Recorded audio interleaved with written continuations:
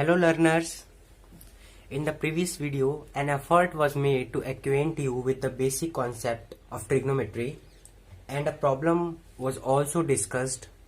In this video we are going to discuss some more problems based on the same.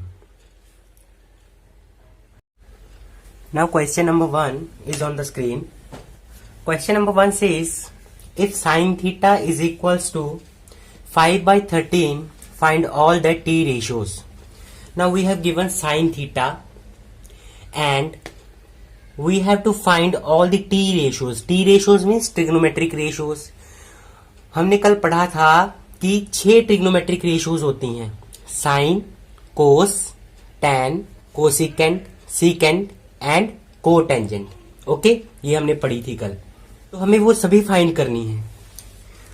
तो वो कैसे निकालते हैं आपको पता है, ये बताया था हमने कि sine theta is equal to perpendicular upon hypotenuse and cos is equals to base upon hypotenuse and tangent theta is equals to perpendicular divided by base.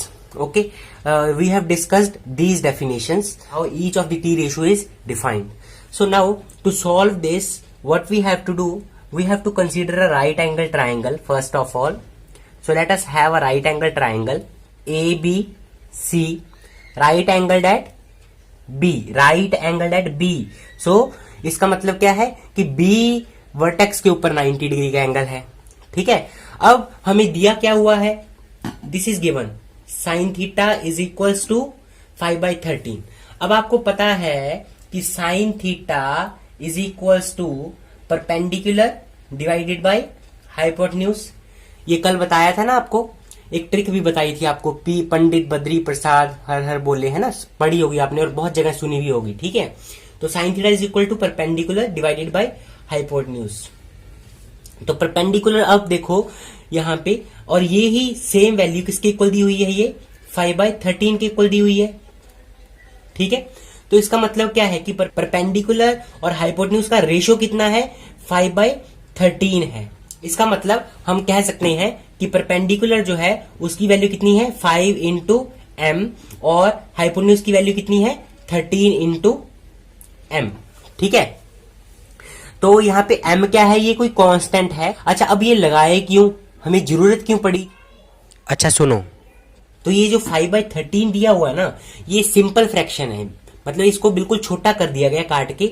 ये वो गिवन है, जैसे इसको समझने के लिए आप मानो कि आपके पास क्या है, मान लो 16/12 एक कोई फ्रैक्शन है.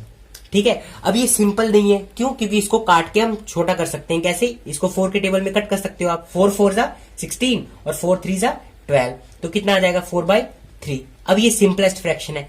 ऐसा ही कुछ ही हमें ये 5/13 दिया हुआ है.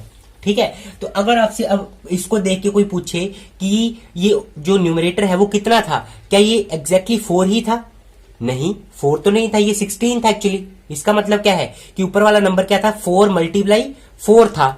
ठीक है, और यहाँ पे अगर कोई पूछे आपसे कि डिनोमिनेटर कितना था, तो वो 3 था, नहीं वो 3 नहीं था, वो कितना था, 12 था, मतलब 3 × 4 था. ठीक है, अब क्योंकि देखो न्यूमरेटर और डिनोमिनेटर में 4 जो फैक्टर है वो कॉमन है, तो इसीलिए क्या है, ये दोनों फैक्टर कैंसिल हो गए हैं और हमें फाइनल रिजल्ट क्या मिला, 4/3 मिला.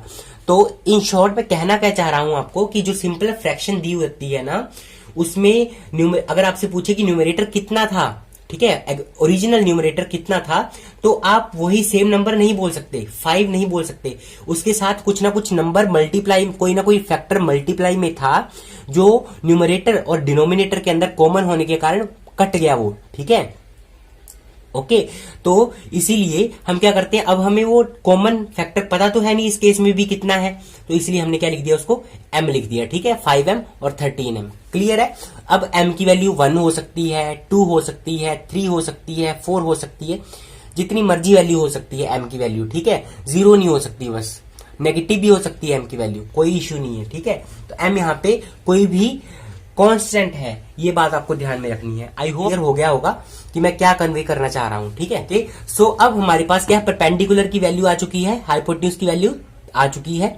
देखो रजे, ये m जो है ये मीटर नहीं है, अगेन मैं बोल रहा हूं, ये कोई कांस्टेंट नंबर है. ठीक है, ओके, सो यहाँ पे P की वैल्यू परपेंडिकुलर, तो परपेंडिकुलर कैसे डिसाइड होता है? परपेंडिकुलर से पहले थीटा डिसाइड होता है कि थीटा कौन सा है। जब हम पहले एंगल कंसीडर करते हैं, एंगल के बाद ही तो डिसाइड होता है ना कि कौन परपेंडिकुलर बनेगा और कौन बेस बनेगा। हाइपोटेन्यूज हम डिसाइड कर सकते हैं अभी, क्यों?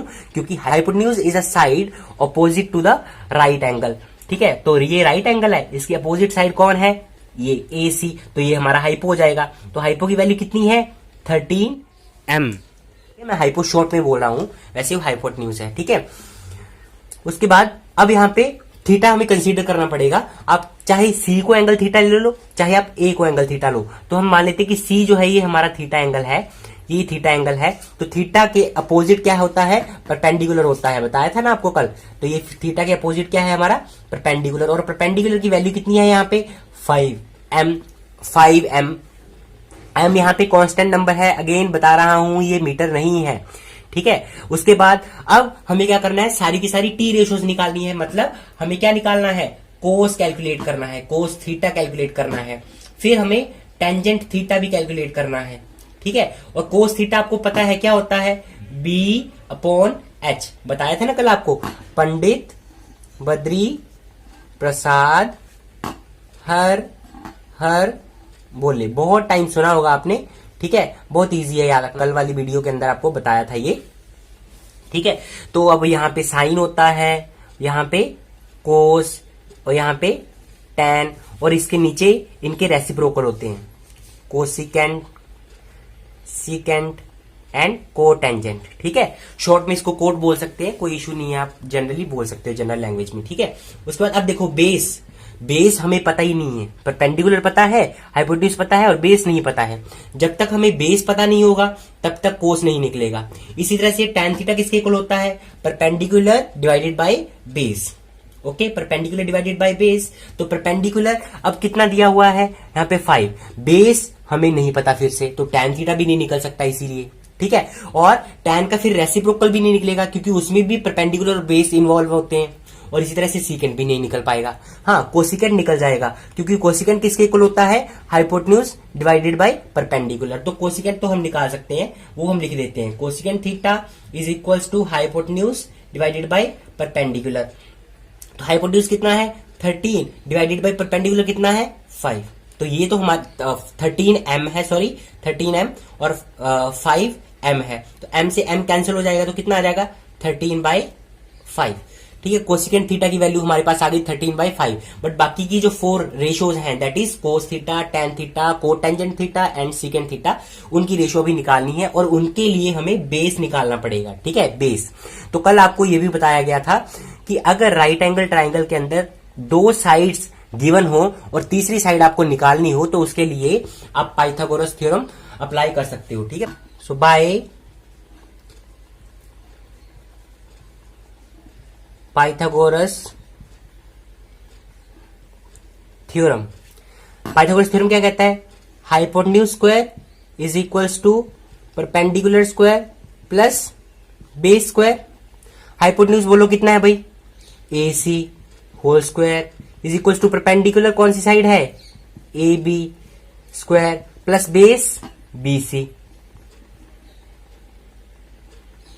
होल स्क्वायर, ठीक है। AC की वैल्यू बोलो कितनी है? 13m है, 13m पुट कर देते हैं, 13m whole square is equals to AB कितना है? 5m, तो 5m का स्क्वायर, फिर प्लस BC कितना है? ये हमें कैलकुलेट करना है, ठीक है। कितना आ जाएगा ये? 13 का स्क्वायर खोलोगे तो 169, और m का स्क्वायर खोलोगे तो m स्क्वायर, ठीक है। क्योंकि ये जो स्क्वायर है ये दोनों का स्क्वायर है, 13 का भी और m का भी है, तो दोनों का स्क्वायर खुलेगा ये। यहाँ पे भी ऐसे ही 5 का स्क्वायर करेंगे 25, और m का स्क्वायर तो m स्क्वायर, प्लस कितना आ गया ये? BC square. तो यहां से 25m स्क्वायर का ट्रांसपोज कर देते हैं हम, कितना आ जाएगा? 169m square minus 25m square. देखो यहाँ पे ये प्लस में है, तो इधर आके ये माइनस में हो जाएगा। क्लियर है? समझ आ रहा है आपको इतना? अच्छा, उसके बाद देखो यहाँ पे यूनिट सेम है, यूनिट्स सेम है। यहाँ पे देखो m स्क्वायर है, इसमें भी m स्क्वायर है, तो आप इन दोनों को सब्ट्रैक्ट कर सकते हो। कल ये बताया था कि अगर यूनिट्स डिफरेंट हैं, अगर मान लो यहाँ पे m स्क्वायर होता हो, यहाँ पे n स्क्वायर होता, तो आप ऐड या सब्ट्रैक्ट नहीं कर सकते थे। बट यहाँ पे m स्क्वायर है, यहाँ पे भी m स्क्वायर है, तो आप ऐड सब्ट्रैक्ट कर सकते हो यहाँ पे। तो कितना आ जाएगा यहाँ पे? 144m square is equals to B C square. अगर आपको नहीं समझ में आ रहा तो आप मान लो ये बनाना है 169 बनाना माइनस 25 बनाना कितने आ जाएंगे रजे, कितने बनाना बच जाएंगे, 144 बनाना ना, तो बनाना तो n स्क्वायर है। ठीक है, क्लियर है, ऐसे समझ सकते हो आप इसको। तो यहां से हम क्या करना है, हमने BC की वैल्यू निकालनी है हमने, तो स्क्वायर नहीं चाहिए आपको, स्क्वायर रिमूव करना है तो उसके लिए आपको क्या करना पड़ेगा, स्क्वायर रूट लेना पड़ेगा दोनों साइड। तो स्क्वायर रूट का मतलब हाफ पावर। ठीक है, तो दोनों साइड हाफ पावर रेज कर देते हैं, इधर भी हाफ पावर रेज कर देंगे और इधर भी हाफ पावर रेज कर देंगे अपन। ठीक है, अच्छा इसके बाद देखो अब इधर लिख रहे हैं हाफ पावर को कैसे लिख सकते हैं, देखो ऐसे लिख सकते हैं 144 m स्क्वायर और is equals to BC square square root लिख सकते हैं ना, ऐसा कोई प्रॉब्लम तो नहीं आपको। ठीक है, अब कल बताया था कि अगर स्क्वायर रूट के अंदर नंबर मल्टीप्लाई में हो तो हम स्क्वायर रूट को स्प्लिट कर सकते हैं। तो कितना आ जाएगा इसका, देखो बोलो 144 और इसका आ जाएगा m स्क्वायर और यहां से आ जाएगा BC का स्क्वायर, ये तो अकेला नंबर ही है, अकेला ही है यहाँ पे BC स्क्वायर। ठीक है, तो स्क्वायर रूट से ये स्क्वायर कैंसिल हो जाएगा, तो बचेगा क्या हमारे पास BC और इधर 144 का स्क्वायर रूट होता है 12 और m स्क्वायर का स्क्वायर रूट होता है m। ठीक है, तो BC की वैल्यू कितनी आ गई 12m, तो यहां पे भर देते हैं 12m। ओके, क्लियर है, आई होप आपको ये समझ में आ गया होगा। 144 का स्क्वायर रूट कैसे निकालते हैं वो मैं आपको यहाँ पे साइड में बता देता हूँ। ठीक है, 144 को स्क्वायर रूट से बाहर निकालना है, अगर आपने मान लो ये 144 है और 144 को स्क्वायर रूट से बाहर निकालना है तो क्या करना पड़ता है, सबसे पहले इसकी प्राइम फैक्टराइजेशन करनी पड़ती है हमें। ठीक है, मतलब इसको प्राइम फैक्टर्स में तोड़ना होता है, स्प्लिट करना होता है। तो पहले ये 2 के टेबल में जाएगा, 2 प्राइम नंबर है। ठीक है, प्राइम नंबर वो होते हैं जो या तो खुद से डिवाइड हो या फिर 1 से डिवाइड हो। ठीक है, और किसी भी नंबर से डिवाइड नहीं होने चाहिए, जैसे 2 है तो 2 से डिवाइड हो जाता है और 1 से डिवाइड होता है, और किसी भी नंबर से डिवाइड नहीं होता है। इसी तरह से अगर आप 7 की बात करो तो 7 या तो खुद से डिवाइड होगा 7 से या फिर 1 से डिवाइड होगा, उसके अलावा वो किसी भी नंबर से डिवाइड नहीं होगा। ऐसे नंबर्स को हम प्राइम नंबर बोलते हैं। और 1 प्राइम नंबर नहीं है, 2 ये खुद से भी डिवाइड होता है और 1 से भी डिवाइड होता है, बट इसको प्राइम नंबर्स की कैटेगरी में नहीं रखा जाता, इसको ध्यान में रखेंगे आप। ठीक है, तो 2 इसको यहां पे कितना आ जाएगा, देखो 72। ठीक है, डिवाइड करना होता है, 144 को 2 से डिवाइड करेंगे तो कितना आ जाएगा 72।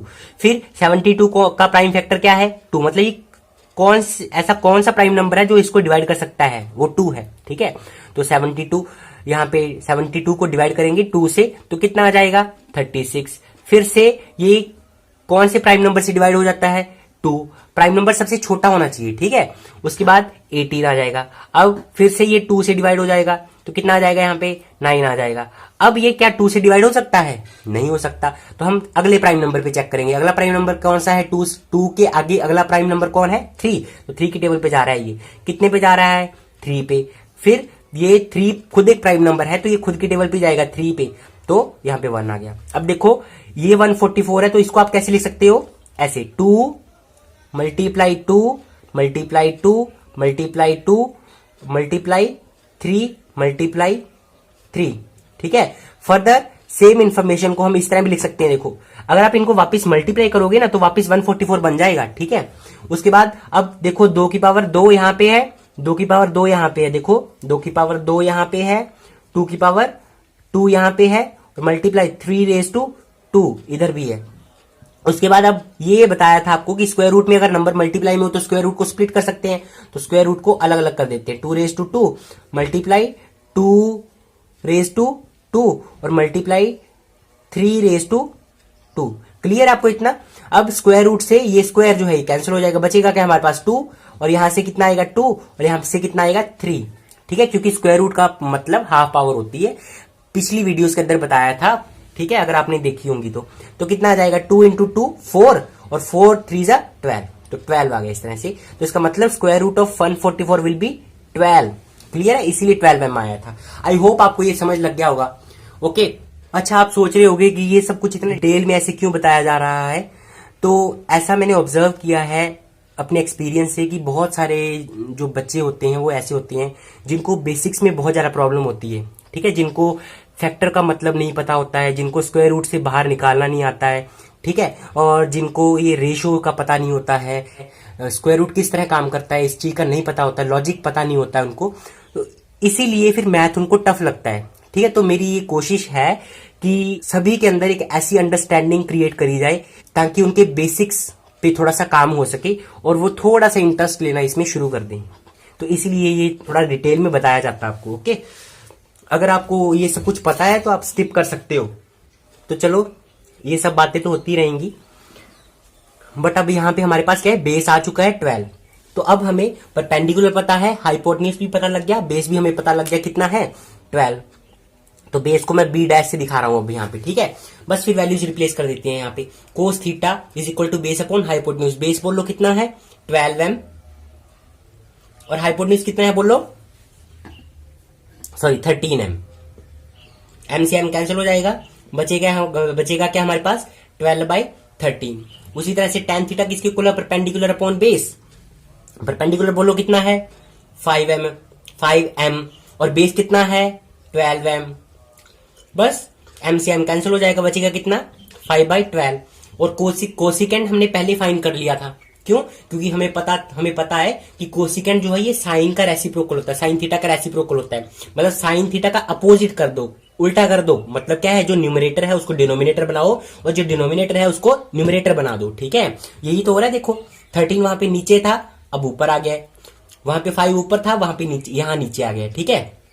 तो जो न्यूमरेटर होता है वो डिनोमिनेटर बन जाता है, और जो डिनोमिनेटर होता है वो न्यूमरेटर बन जाता है रेसिप्रोकल लेने के बाद। समझ में आया? ओके। अब इसी तरह से अगर हमने सीकेंट थीटा निकालना है तो सीकेंट थीटा किसका रेसिप्रोकल होता है, कोस थीटा का। तो अब सिंपली इसका रेसिप्रोकल कर दो। मतलब क्या है, ये 12/13 है, इसका उल्टा कर दो 13/12, तो वो सीकेंट थीटा की वैल्यू हो जाएगी। अगर आपको बाई चांस नहीं याद रहता कि सीकेंट थीटा किसका रेसिप्रोकल था, तो वही अपना बेसिक डेफिनेशन लगा लेते हैं हम, हाइपोटेन्यूज डिवाइडेड बाय बेस। और हाइपोटेन्यूज कितना है यहाँ पे 13m, और बेस कितना है यहाँ पे 12m। ओके, तो कितना आ जाएगा यहाँ पे 13/12। ये सीकेंट थीटा की वैल्यू हो गई। इसी तरह से कोट टेंजेंट थीटा की वैल्यू हम निकाल सकते हैं। कोट टेंजेंट थीटा किसके बराबर होता है, बेस अपॉन परपेंडिकुलर। बेस कितना है यहाँ पे 12m, डिवाइडेड बाय परपेंडिकुलर कितना है यहाँ पे 5m, कितना आ जाएगा 12/5। अल्टरनेटिवली कोट थीटा आपको पता है tan थीटा का रेसिप्रोकल होता है, मतलब tan थीटा को उल्टा कर दो, ठीक है, कोट थीटा आ जाएगा। देखो यही हो रहा है, ये यहाँ पे भी 12 ऊपर चला गया 5 नीचे। क्लियर है, आपको समझ आ गया? आई होप आपको ये प्रॉब्लम समझ में आ गई होगी, और इस तरह की बहुत सारी प्रॉब्लम्स आप कर सकते हो। और एनसीईआरटी के अंदर 8.1 एक्सरसाइज जो है वो इसी तरह की प्रॉब्लम से भरी हुई है, तो आप ट्राई करना, ठीक है। Thank you for watching this video, keep learning.